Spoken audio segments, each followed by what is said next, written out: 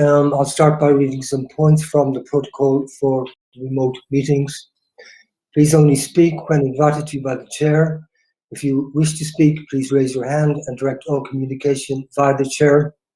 Please ensure that your mics are muted when you are not speaking, apart from the chair, who does not need to mute their mic at any stage. When speaking, please be succinct and do not exceed the allocated timeframes highlighted at the start of the hearing and contained within the agenda pack. If you're referring to a specific page or picture in a report, refer to the page number. If you are having any technical difficulties, please use the chat function in Google Meet to alert the meeting. Please do not use the chat function for putting formal questions to the subcommittee. Any persistent disruptive behaviour will result in removal from the meeting. Once the application has been heard, please log out of the meeting. Please do so promptly so that councillors have the opportunity to deliberate and make a decision on the application.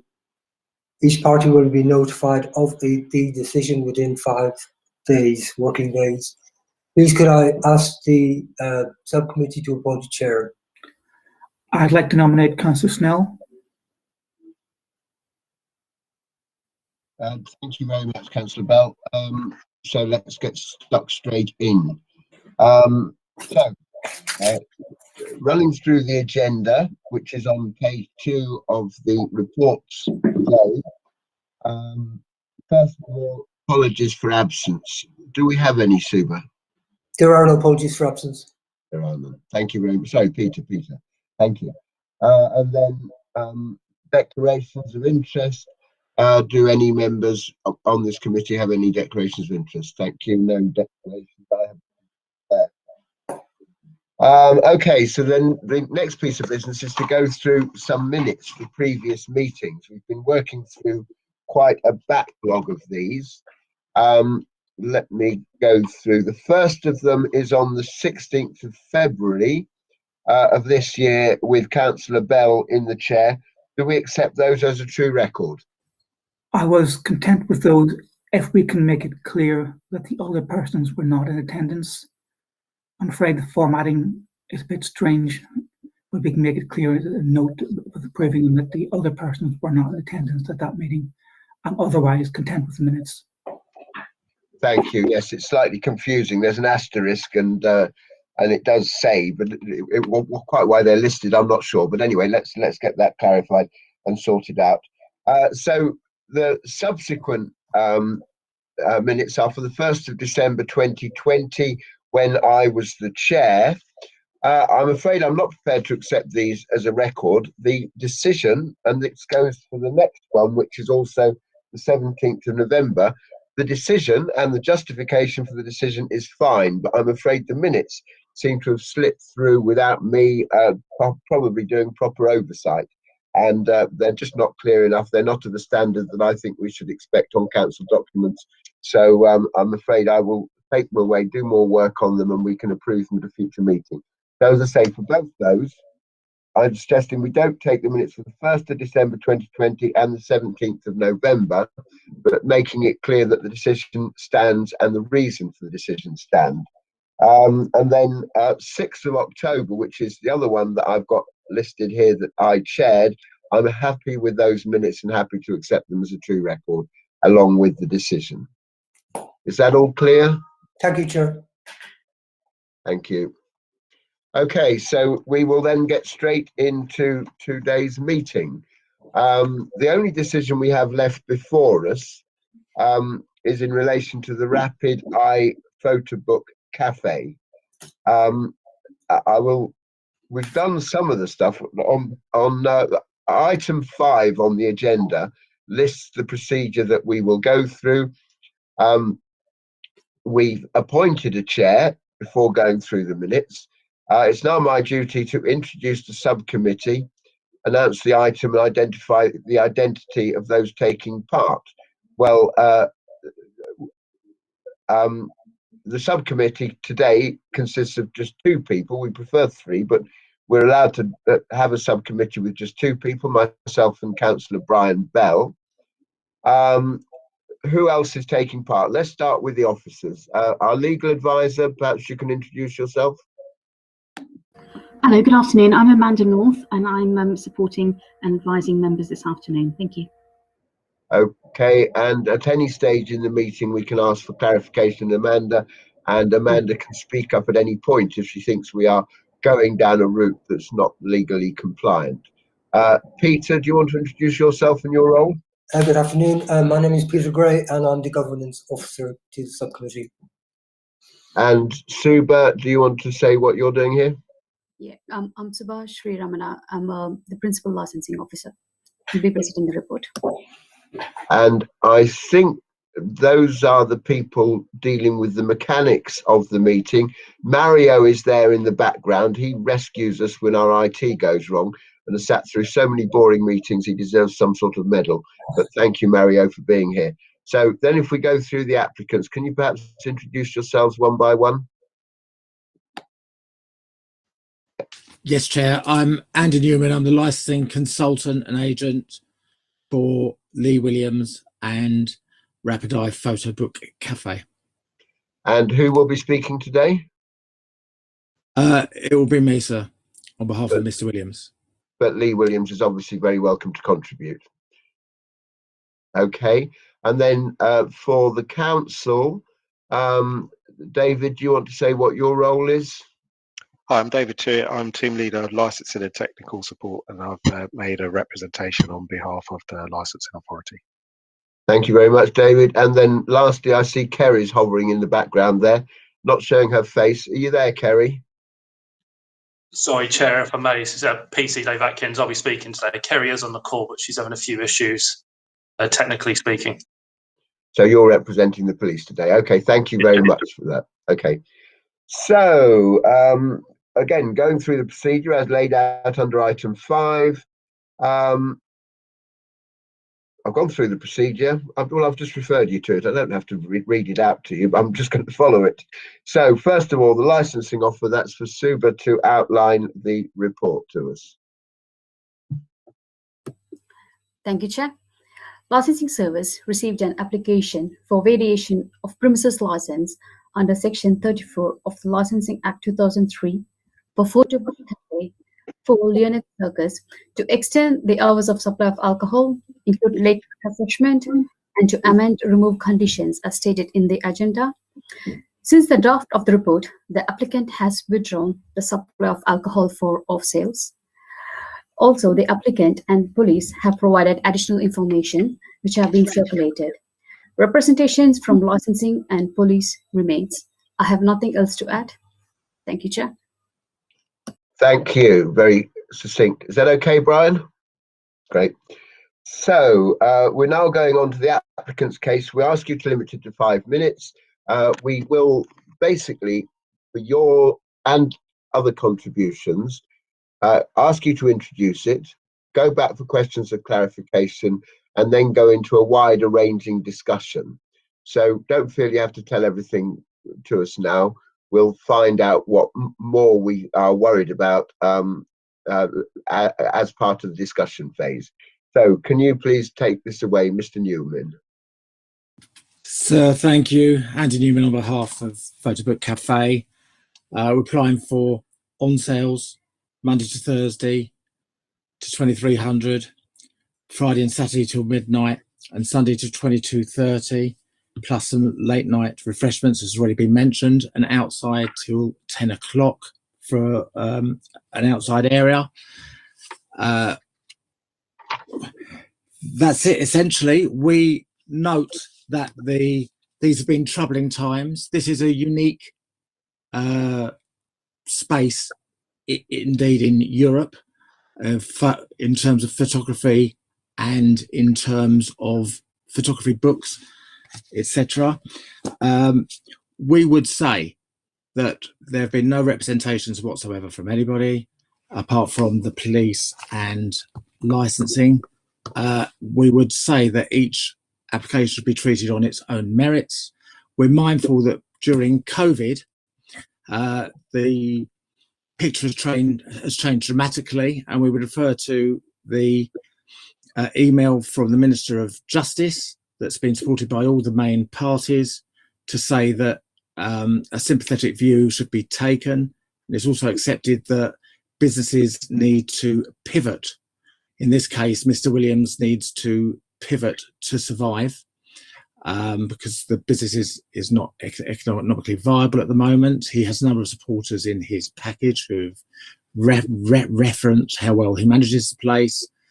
And also, I'd refer you to R versus Toulson, which whereby the judge says licensing decisions are a complicated matter, not of the heads and tails variety, where all factors should be considered. Thank you. Sorry, we've had different bits of supplementary information come in, and I'm looking, it's the easiest way for me to stay on top of things, at the original paper report. So let me just get this straight. You're taking out the second item, which was to add off sales, so that's been removed. To extend hours supply of alcohol for consumption on the premises. Repeat those hours again, so I'll make sure I've got the right ones. Sorry, just give me 1 second because I don't have my printer working at the moment, so I need to dig through. So I thought you read it out earlier, actually. I did. Sorry. Yeah. Chair, I think that Mr. Newman was quite brief in what he said, so I think it would help everyone if you could just clarify. Thanks. Certainly, it's. Sorry, just give me 1 second, please.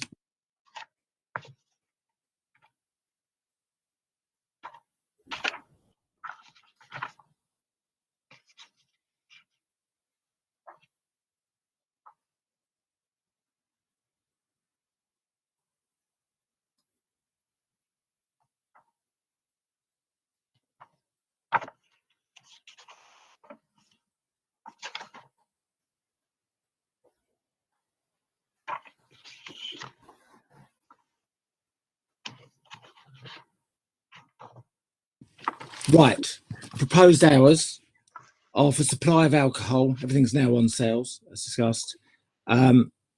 Is for Monday to Thursday, 11 o'clock till in the morning till 2300.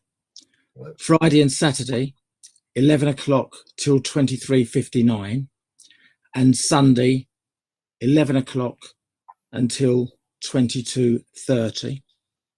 Late night refreshments, Thursday 2300 to 23:59, and that's repeated the same for Friday and Saturday.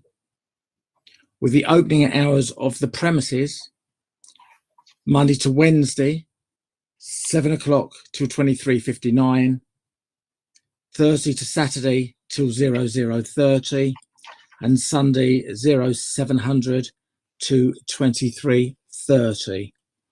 Plus, as already discussed, the adjustment of conditions. So removal of any alcohol served after 2000 hours should be ancillary to a prescribed event and to ticket holders only. And a change that there should be no consumption of alcohol at the front of the premises past 2100 hours, which is now we're asked for 2200 hours, all in line with the policy hours. So. Okay, thank you very much. And just one last one from me. Can I,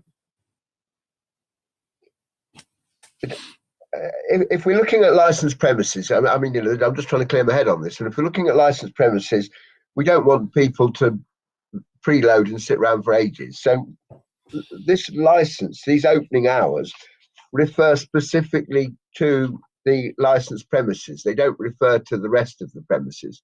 Do they? Can you clarify that to me?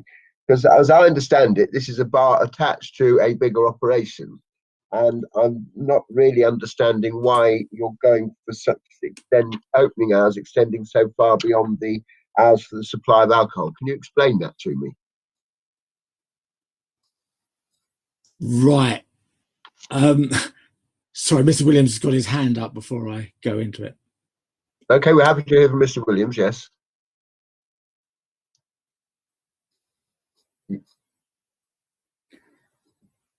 Lee, You need you're to on mute. unmute it down the bottom of the screen.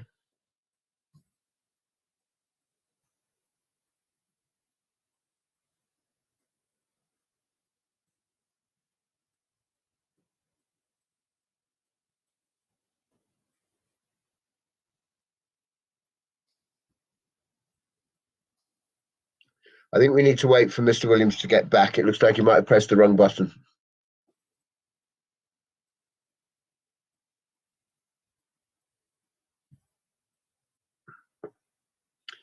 Hello, Lee. Just to reassure you, we haven't done anything in your absence, and we can now see you, and you appear to be unmuted, so far away. No, still muted. Yeah, you're still too quiet. I don't know why.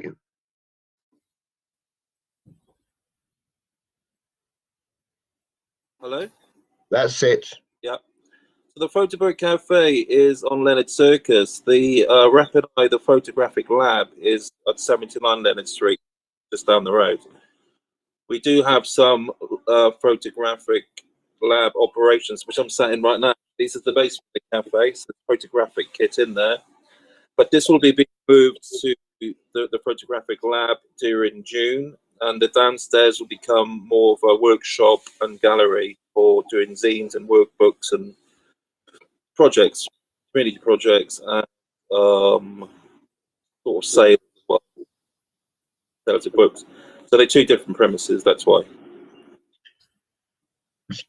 So the question then was, why are you asking for opening hours for, well, so what's the extent of the license? Is it the bar area or the whole of the area? And number two, why therefore do you want to extend the opening hours way beyond the hours of the sale of alcohol? Andy? Thank you. Well, if I could take this comment first, if I may, with respect, is when you mention this is a premises to preload, we would refute that because it's very much a destination venue, and will be particularly later from people interested in photography or in books or in publishing around photography.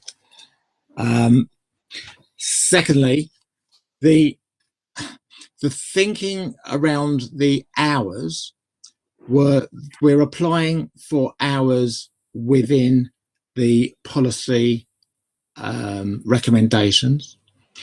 The idea of having late night refreshments and later closing hours were to allow for a gradual, controlled and natural dispersal of the limited amount of people that will be there.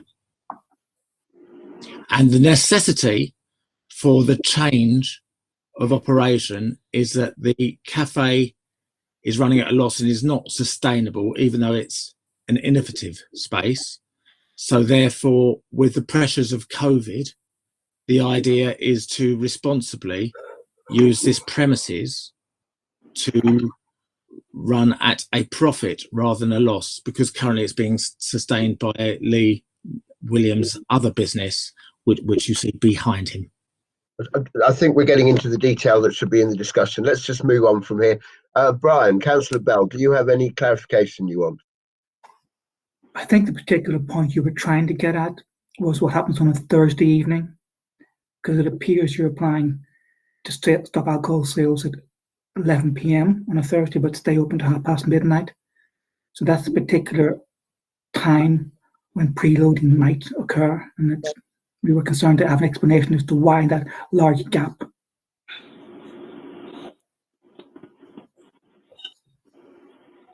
I mean, my perspective on this, sorry, I'll just, it's also Sunday to an extent, but if we were more generous to you in terms of your hours, we need to find some way to make sure people don't just stack up, 4 or 5 rounds on the tables outside and just sit there drinking it. I mean, one way or the other, we do not want that, and that will go against the licensing policy. So that's what I'm worried about. Well, they're valid points. I need to come back about the Thursday later. I think if I take Mr. Snell's argument first, naturally, as a responsible licensee, there should be responsible drinking on the premises. And it certainly isn't in Mr. Williams' interest, or indeed anybody's interest, to have drunken people on the premises, which is an offence in itself. It's not a preloading venue, as stated. Let me just come back to the Thursday, because there might just be an error on my part, to be honest, but it's 2300 to stop for alcohol, I believe, and then late night refreshments till 23:30. I think the closing was just to allow people, if they bought a drink, a coffee or what have you, at just before that, to allow good time for them to savour it, and then to leave the premises quietly in an orderly way.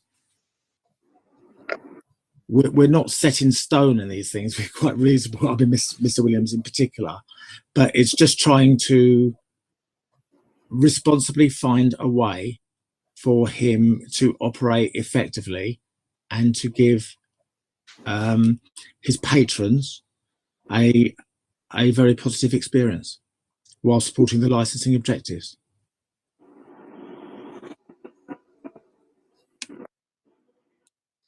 Councillor Bell, any more, or shall we move on to representations? I think move on, please. Okay, so reminding myself of what comes next, I think it is either the police or David Tuitt. Perhaps we'll take on. Are you okay, David? You're looking as if you can't hear. I hope you can hear us properly. You're looking very concerned there. I'm fine, Chair. Apologies. I was looking at another screen. Apologies. Okay, well, can you tell us why you are opposing this licence application? Thank you, Chair. So my representation is at Appendix B in today's agenda, B2, sorry, in today's agenda. So essentially, I just set out that the proposed additional hours could have a negative impact on the promotion of the licensing objectives, which in particular were the prevention of crime and disorder and prevention of public nuisance. This is due to the character of the surrounding area. So we did have some complaints received and some complaints on file received in relation to this location, specifically relation to the location, but also to this area generally. So we're a bit concerned that the extension of hours and additional use of outdoor space for alcohol consumption could exacerbate that negative impact. I made representation on planning grounds also. Mr. Newman has confirmed to me just shortly before the start of this meeting that planning permission has been sought. So that part of the representation has essentially been addressed. And I think there have been other changes, which I'm sure we'll get to in the discussion phase. But for now, I'll just suggest that there were some initial concerns, and I think we should be able to get to the bottom of those in the discussion today. Thank you, Chair. Can I please confirm, David, that the application was originally approved in January last year? So despite the planning informative, it's still gone a year before that planning permission to be applied for. So can we just clarify that? The other thing is, it's all very well saying you've received complaints from neighbours. Can you please give more information about that? Are we talking noise complaints? Are we talking about litter and antisocial behaviour? Exactly what are the complaints that you can report to us? I'd have to look at my notes to see exactly what they referred to, what the complaints referred to, but I believe that they would have been in relation to antisocial behaviour, noise, crowds and dispersal, those sorts of issues. And I'll ask another question. What was my other question? Oh, yeah, that we've gone basically a year without that planning. I've understood that correctly, yes? Yeah. But from what I can see, an application now for change of use has been submitted. I presume that it's awaiting validation by the planning authority. Thank you. Councillor Bell? No questions at this stage.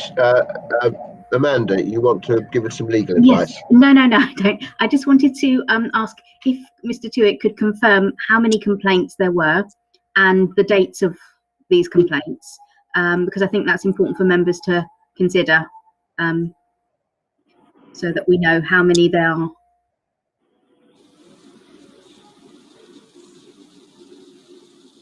I recall seeing a single complaint in July. I don't know the specific date in July last year, but it was in July last year. So I assume that would be after hospitality premises could open again, which was on the 4th of July last year. But I would have to have a look to see if I could see exactly when that was.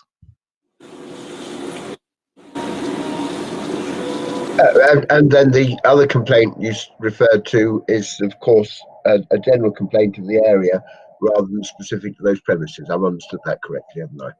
That's right. The premises is on a intersection at Leonard Circus, so there are other licensed premises around that site.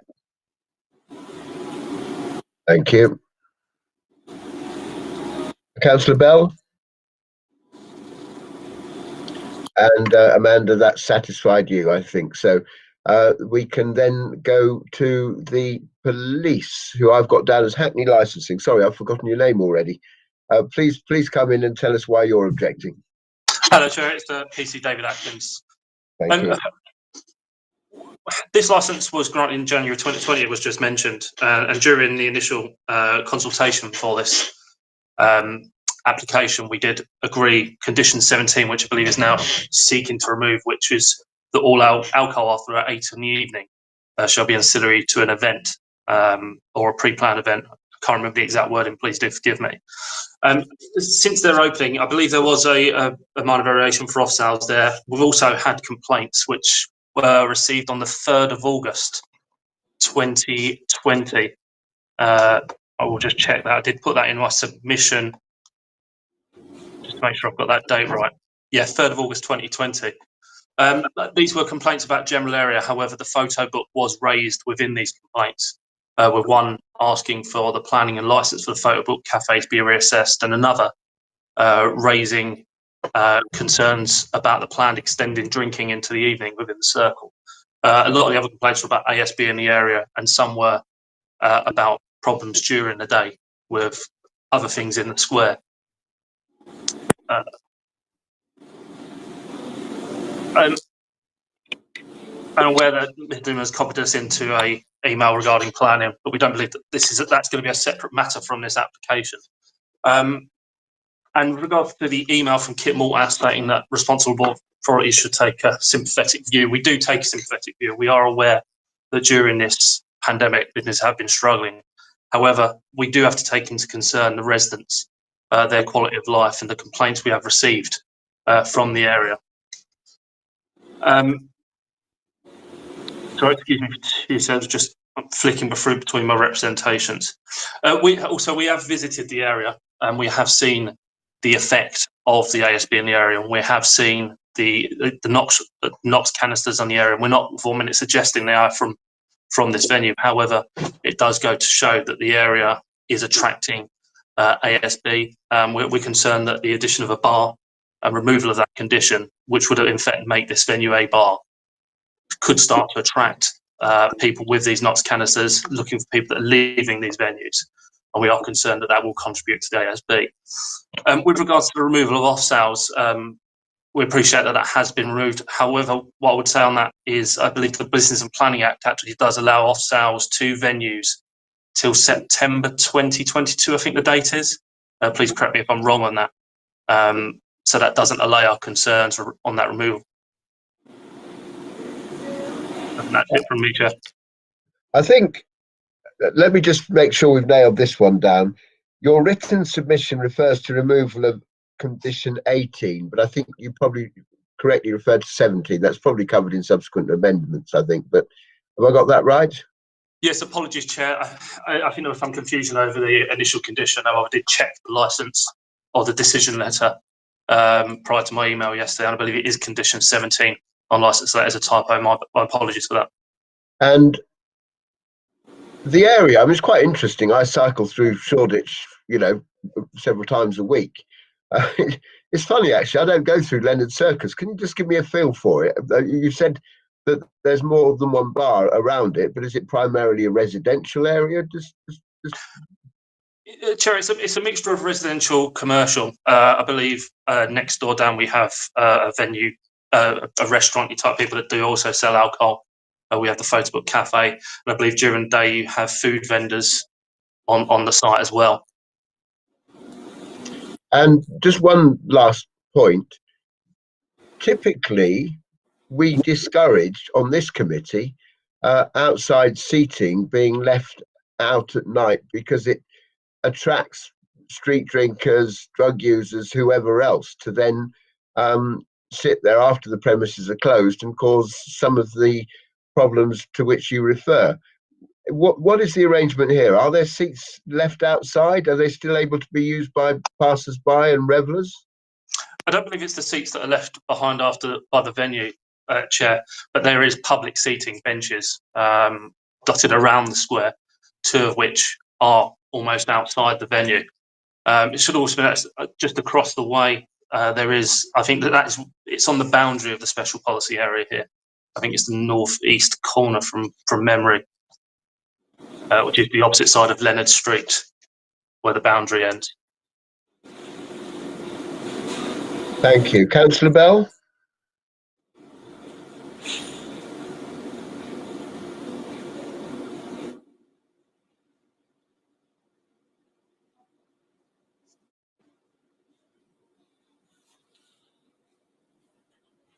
Help us, Mario. Brian, we can't hear Brian. I think I'm okay. I pressed the wrong button.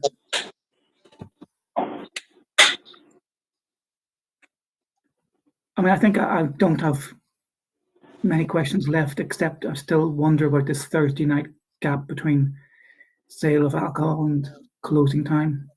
It is also, I think, technically a breach of our core hours. If that's the case, with Mr. Williams' permission, we would definitely bring that back to core hours. I'd take full responsibility for that. The feeling I now get on this is that basically you've kept with the half hour we like, but sometimes it's a half hour after the sale of alcohol, and sometimes it's a half hour after late night refreshment. Have I got that right? Sorry, I'm looking at the old one. But anyway.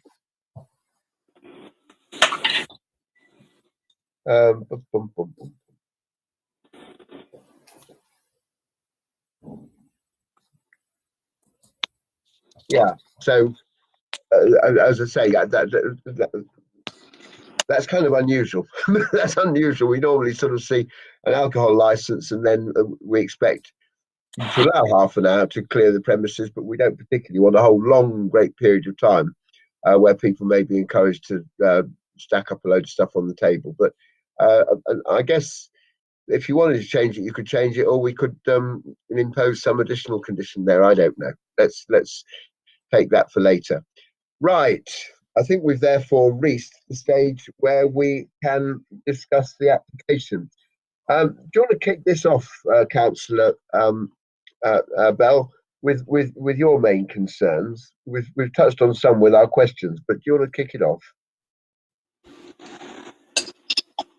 I mean, I think I haven't heard from the applicants. I'm satisfied in some of the points. I think the complaints have been noted, but they are few and far between.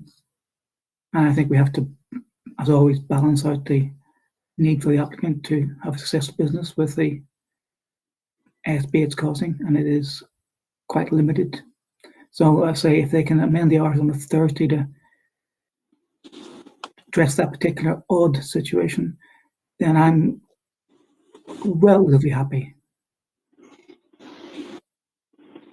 think I can probably leave it at that, Peter, and you can there any other things? I think Andrew had his hand up earlier. Did you not?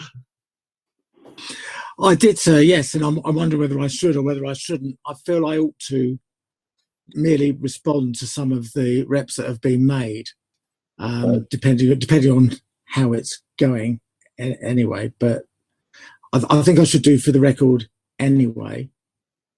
Perhaps not as Well, easy as you've got a chance to do that at the end anyway, but we want to kick off a proper discussion here. Sure. And I am probably more sympathetic to what the police case. The police case is basically what we are supposed to have here is a bar ancillary to wider activities. And what this is seeking to do, it appears, is to change it into a bar. And the point, I think, is somewhere in the police representation that if 60% of the income is from the cafe, the bar, that's what I've not really understood yet, because we're told there's next door premises as well. The feeling that the police give us, and I can come back to them later and ask them about this, is that when this was originally improved, it was alcohol consumption ancillary to a wider and socially desirable purpose. And the police are concerned that whole balance is going to shift. So do you want to just pick that up in the round and we'll run with it?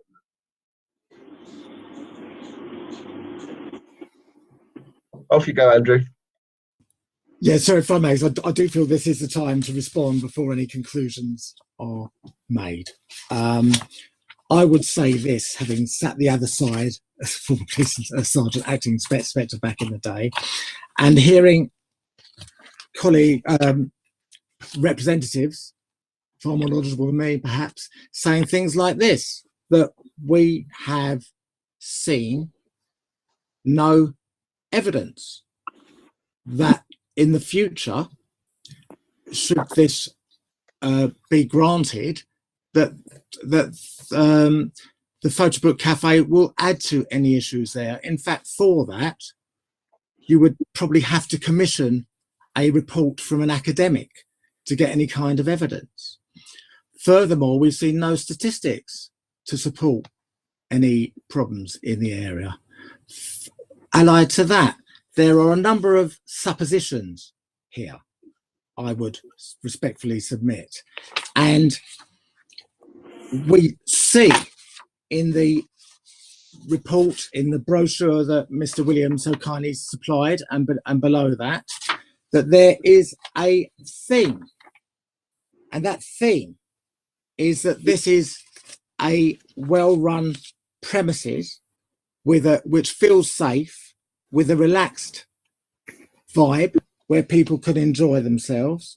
And this includes people who work in the area, and this includes people who live in Hackney. And furthermore, they outline, one person just below the brochure states specifically about the crime prevention through environmental design. Now, we have an outdoor management plan. We have some key parts from Safer Places that was brought in by Keith Hall and Hazel Blears, following the American model that he alludes to by the Office of Deputy Prime Minister. And this lays out certain things that make places safer, like 1, surveillance. Photobook Cafe supplies surveillance. 2, ownership. Photobook Cafe also takes ownership. We've got a model where they have to respond to any residents' concerns quickly and efficiently, be very clued up on the local area and ways to exit and what have you, and deal with any issues from any patron. And in fact, that management and maintenance of the place goes beyond 3. Management and maintenance goes beyond. So it's also accepted that they would be clearing up any bottles or debris or stuff just outside their perimeter within reason, as well as keeping their own area very tidy indeed. And further to the promotion of the licensing objectives, Lee Williams also supplies use of his toilets to any market traders. He supplies use to members of Hackney wardens and so on, and also to members of the public who need to go. I mean, Lee and I are of a certain age whereby we understand the need to use the toilet. And in that area, there are no public toilets whatsoever. I think the law says that you can have a bar in any place unless it's in that saturated area. There's a presumption that you can have a place, that you can have hours within reason. It's always a balance, of course. However, there is nothing really to say that should this license be granted, that it would in any way undermine the licensing objectives. I note the total absence of any representation from any resident, any body of residents or associates or businesses or people who use the area. I note that there's no representation from environmental health or any of the other authorities here. Obviously, as you know, everything should be proportionate, legal, accountable and necessary. This is a place where people go to discuss photography or books on photography in the main. And when we look very closely at what the residents say, it just reflects all the time that it's a safe place to go, well managed, and there's no ASB. The fact that there's ASB in the area and social behaviour in the area is a different matter, and having somewhere like the Photo Book Cafe with its CCTV, with its lighting, with its staff, all there, will actually deter crime and disorder than promote it. In effect, another set of eyes and ears. Thank you. Go on, Councillor Bell. Can I just ask how many persons can be seated at any one time in the outside area? And would you accept a condition to maximise that?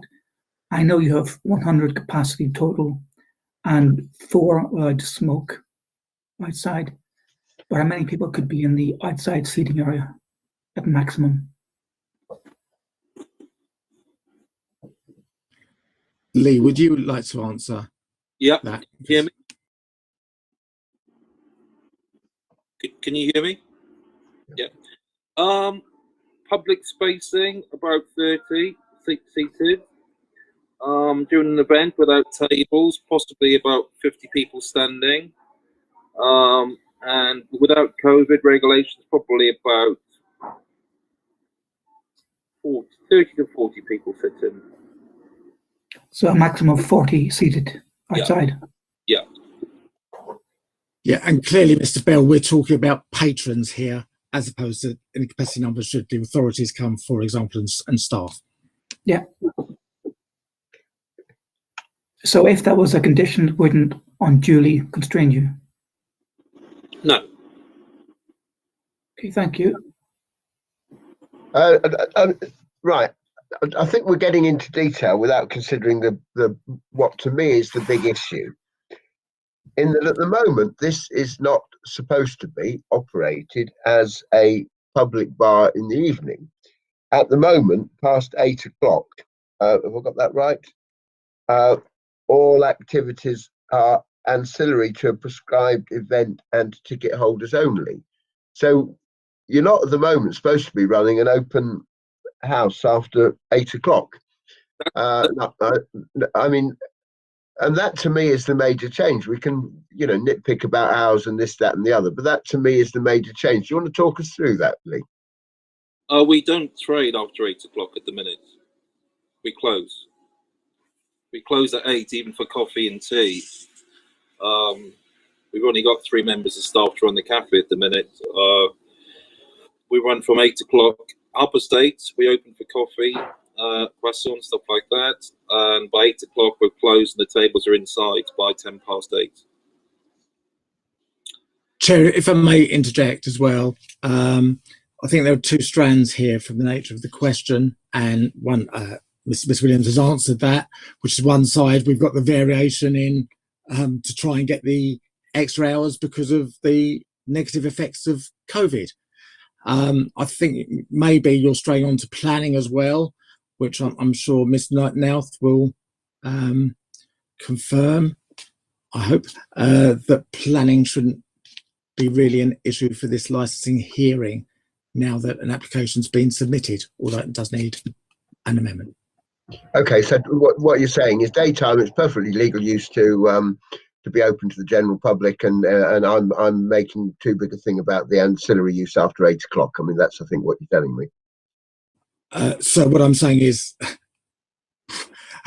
putting words in my mouth almost. So, but I'm saying on the planning side, that probably now comes under the planning regime. And what I'm saying is, it's a discussion, and then your decisions, sir, you're Mr. Bell, around the variation and applying within the hours, or at least amending it to make sure that it is. Before you come in, Amanda, you might want to comment on that. You might also want to comment on the question that I have, which is that I totally accept, I'm perceived as being very supportive of businesses, particularly in the area I represent, the hospitality business.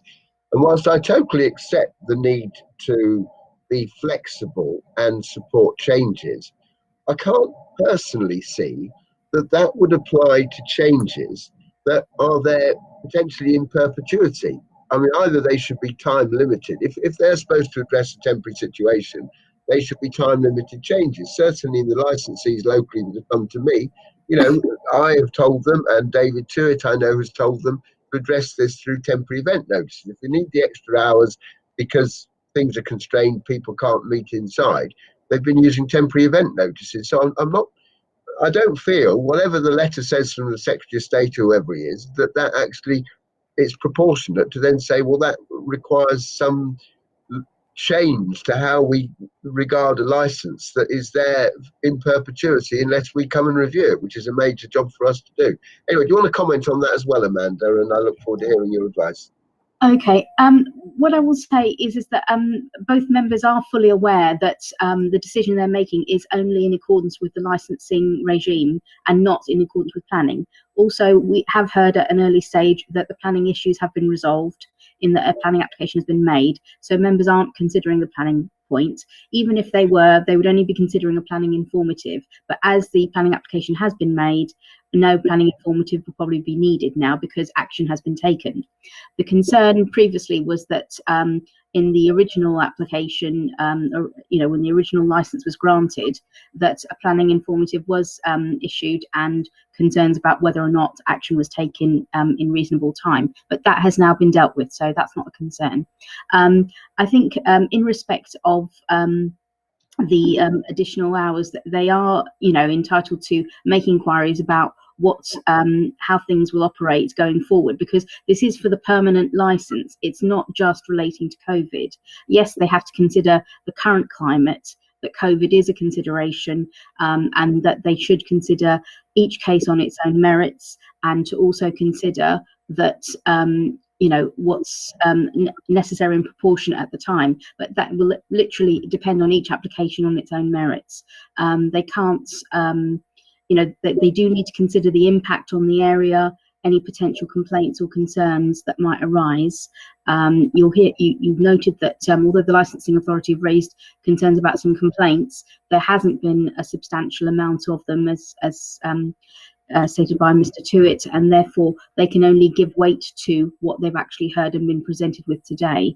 So, I think that it's not unreasonable for members to ask about the operation of premises because after 8 o'clock, because at the moment we accept that everyone's hours are reduced and limited because of COVID. But the grant of this license today will mean that the hours they're given, they will be considering, they will apply indefinitely unless there's some sort of change or a further variation, or unless there's a concern and the matter has to come back before the committee for review or otherwise. So it's not unreasonable in my view for members to ask questions about this and to clarify that there isn't a risk of additional antisocial behaviour, etc. So I hope that that's fair. Thank you, Amanda. I'm glad you have confidence in myself and Councillor Bell. Councillor Bell. I'm afraid I'm going to prolong this particular item slightly longer. I'm in receipt of an email today from an Alex Richards to Andy Newman, 11:52 today, and it does describe new opening hours from planning, and they are not consistent with this application. So unless they're an error, I think what we will need to do is attach that informative that we usually attach, and I can see when Mr. Newman comes back, both conscious now and I are vastly experienced and both stood on planning, and we know the distinction between the regimes. We won't confuse it, but unless that email sent to you earlier today is wrong, for example, that email only suggests hours starting at 10 a.m., nothing before that. Unless it's an error, we will need to do the usual informative, but it's not any, it won't block us from granting permission if we were minded to do so. Thank you, Councillor Bell. Are we ready to move to summing up, or within which Andrew can go on? No, I'll answer that point if you can, Andrew. Andy, sir. You're back on mute. Sorry, both Willa, either or. Thank you, Mr. Bell, for picking that up. I have sent an email from further to Alex Richards' submission to Mr. Tuart, to the police, and to licensing in general, to say for this hearing there have been errors made in the submission by Mr. Richards. That's copied to Mr. Richards as well. Something's lost in translation because he's put down the hours or the ending hours, which he took the licensing hours for those.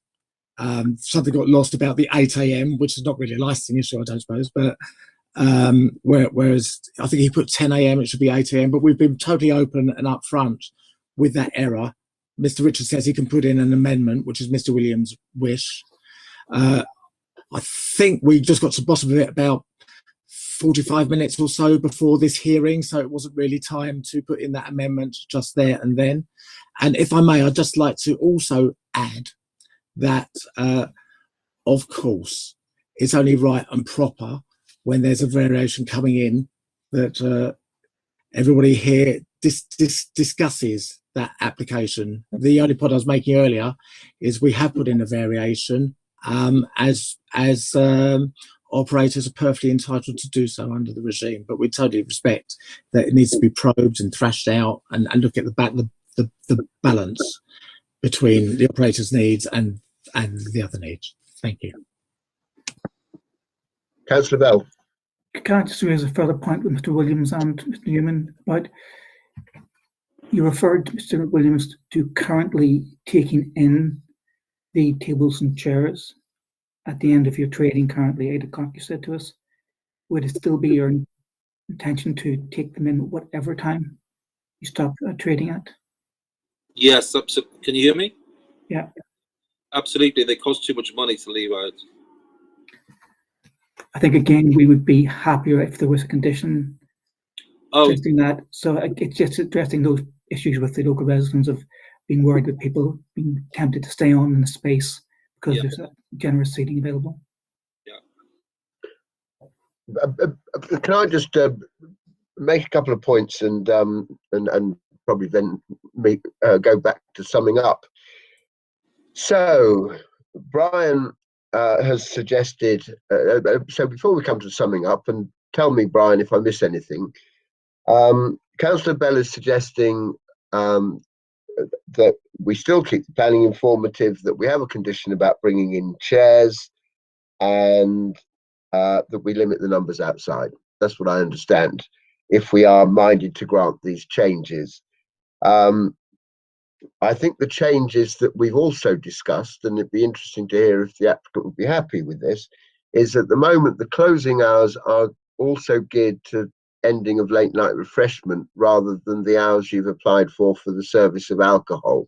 And I think that makes us feel a bit uneasy because of the danger. And as I say, this isn't necessarily the way you run the premises. It's if this license is handed on to successors. We'd perhaps be concerned about closing hours. I mean, you say that alcohol is the bulk of your sales.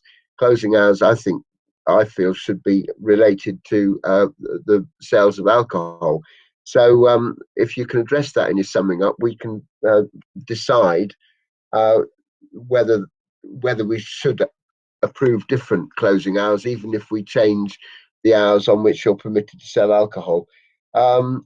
Basically, this is about changing the hours of operation, extending the hours of operation, and not pretending that the venue will run after the hours in a way different from its normal daytime use, which is as a bar. That's in the crux of it, as far as I can see.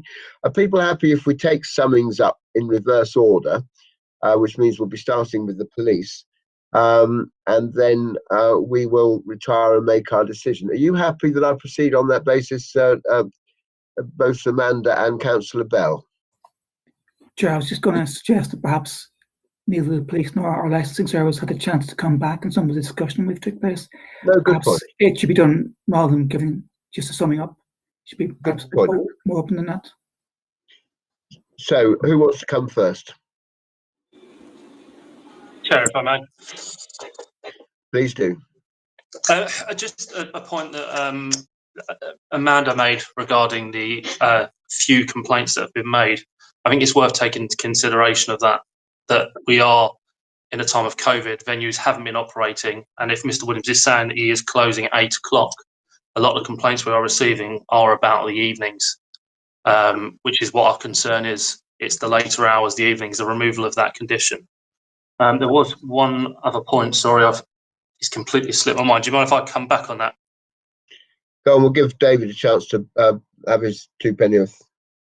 I could keep it brief, Chair. It's, I guess some of the concerns have been allayed in relation to the numbers outside. I think it's been suggested that this will be limited to 40 in the external area, and that the tables will be not used after 10 p.m. I think we normally attach a condition that says something along the lines of that street furniture not being rendered unusable at the terminal hour. So if that's attached, that would help allay some of the concerns also. Thank you. Police, do we have another contribution from the police? Apologies, Chair, I was just checking my notes. The only other thing I was going to say, I think, has already been covered within the discussion, that what the business will be with the removal of condition is a complete turnaround to what it was when it was initially discussed. And this condition was discussed in order to prevent that happening, which was our concern on the initial application. So the granting of this removal of condition 17 would then be our fears coming to fruition. Andy Newman. Thank you, Chair. Two things. One, operators are totally entitled to pivot their business model and apply for things. Doesn't mean to say they'll get them, but normally there's evidence to oppose that. And two, I just want to check with Mr. Williams, because in the back of my mind, I could be wrong. Well, two things. One, I thought that the numbers for outside might be 30 and 50. I'm not sure. Or was it 40? Can you just confirm, Lee? The number 30 has come from during COVID. It's about spacing people out. So once we're at social space, then we can fit more people onto the terrace. We also have all the COVID cards, which is a serving thing with a perspex thing, which takes up a lot of the outside space too, which kind of gives people confidence in coming to choose what they want from the stall. Once that's gone out of the way, then we can probably fit more people in. I would say 50 people standing if there weren't tables, about 40 people if they were sitting, but between 30 and 40 people if they're sitting. People take out more.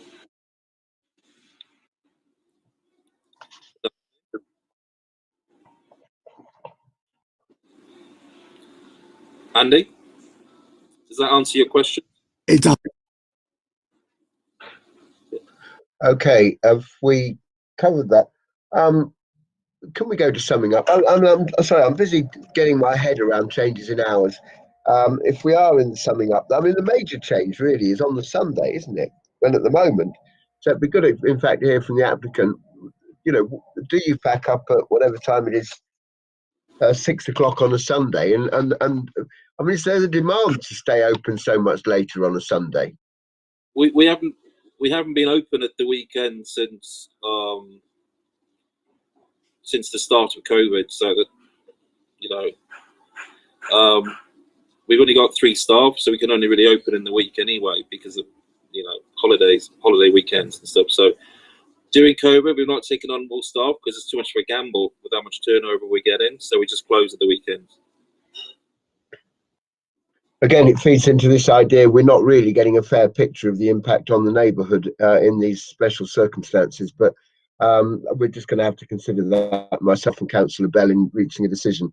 Are we ready to go through summing ups now? Yeah, go on. Sorry, Amanda, please. Yes, sorry. I just wanted to clarify. Just from what the applicant's saying about 50 people standing, because it's COVID or the COVID period now, we're not obviously going to have 50 people standing, you know, in a small area. So are they they're happy with lesser figures than that?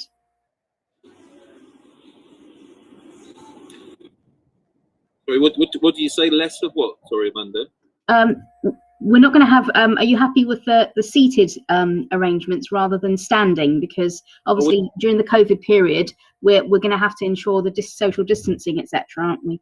Yeah, we can't do anything unless people are seated at the moment. Yes, good. That's all right. Okay. So we're not going to be considering standing. Oh no. Yeah, that's fine. Okay. And then secondly, members, I want to make sure that you are clear as to whether or not you know, what the views are on the removal of the relevant conditions that have been put in the report, because there hasn't been a great deal said by the applicant about those conditions. Also, Councillor Bell mentioned about amending the hours on Thursday. Can you please clarify, is that just putting it back to midnight, or what hours are you talking about, so that the applicant's quite clear as to what the amendment is on the Thursday, if you're considering it? I'm not saying it's a final decision at the moment. But.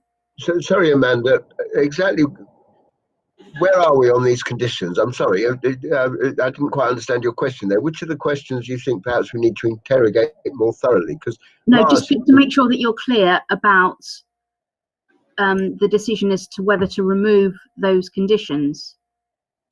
Well, the removal and the amendment, yeah. I mean, I think we have covered them. Okay, that's fine. As long as you have enough information to make that decision. There's the removal of the ancillary condition, and a change to the hours that people can congregate outside the front. Those are the 2 amendments. So I think we've interrogated those quite thoroughly. Okay, that's fine.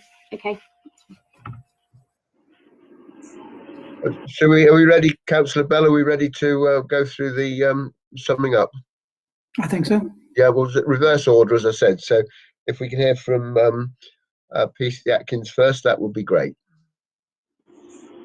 Thank you, Chair. I don't think there's much more for us to add, except our concerns remain about the removal condition in the ASB in the area. So I think that's probably it from us.